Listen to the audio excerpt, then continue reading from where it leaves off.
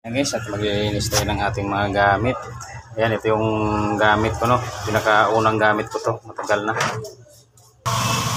Simulan nung ano pa lang, na masukan pa lang ako, nangamuhan pa lang. Ito yung pinakaunang kong gamit. Ito. Ito ang haba nito, hindi ganito to kahaba. Ang haba talaga nito ay GGs. 10 inches ito. Nauubos kakahasa. Itong puluhan naman niya ay ginawa ko na kasi sobrang tagal na biyak na yung pulo. Saka ito yung pinakamatagal kong kutsilyo rin. Puro bigay lang sa akin itong baina. Saka itong dalawang kutsilyo na to, bigay lang sa akin ito na aking kasamahan. Nung simula nung ako natutong magkalas ng baboy, binigyan ako ng kutsilyo saka sariling baina. Ito bigay lang din sa akin to, Solinjin galing Canada, bigay sa akin ng kumpare ko. Ayan, magandang talas ito. Ayan guys, shoutout na pala sa ating mga kapang butcher dyan. Ayan, sila lang nakakaalam, kami lang nakakaalam kung gaano kahalaga to sa amin itong mga gamit ito, no? Kailangan to laging malinis. Ayan, binabad ko nga pala muna to sa Sunrox para matanggal yung lumambot yung mga dugo-dugo. Ayan, no? Yung pangalawang parang basta pinakamahalagang gamit ito ng mga butcher. Alagang-alaga ito ng namin mga butcher. Pagkatapos tinda, hugas ka agad, kailangan laging hugasan. Kasi pagka hindi hinugasan, nilalanggam. Tsaka ito, pag hindi mo talagang hinuhugasan, inuud to sa ilalim. Pagka may mga matitirang mga laman-laman, tsaka dugo.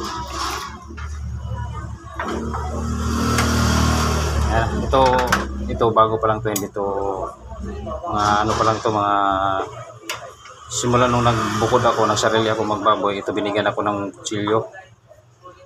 Mga 3 years. Kasi ano pa lang ako, 3 years pa lang ako nung 3 years, 6 years pala. 6 years na pala ako nung simula na sarili, mag 6 years na. Ayun, ito yung aking pinakaunang gamit, ano? Napilinisin muna natin para maganda ang gamit natin. Yan ang shoutout nga pala dyan sa mga gusto matutong mag-butcher, matutong magdalas ng baboy, no? Kahit panoorin nyo lang yung mga videos na ina-upload namin. Maraming nagsishare niya ng mga talent nila sa pagkakalas ng baboy. Panoorin nyo lang kung malayo mo kayo mga market, no? Kaya para pagdating ng araw na kayo nahawak na ng baboy, hindi na kayo mga alam nyo na kung saan ang patamaan.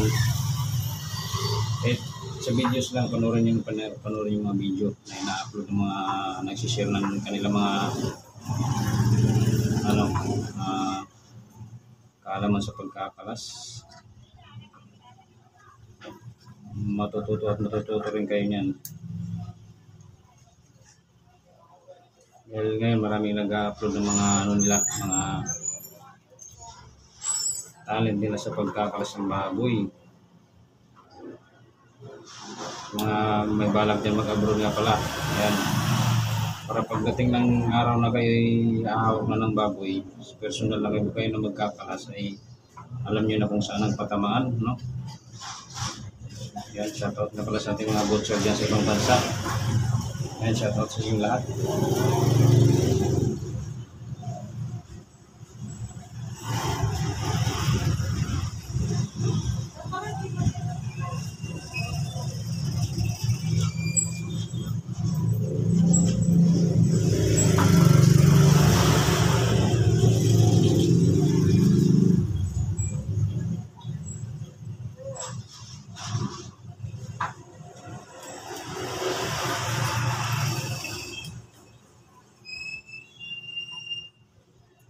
Daming laman.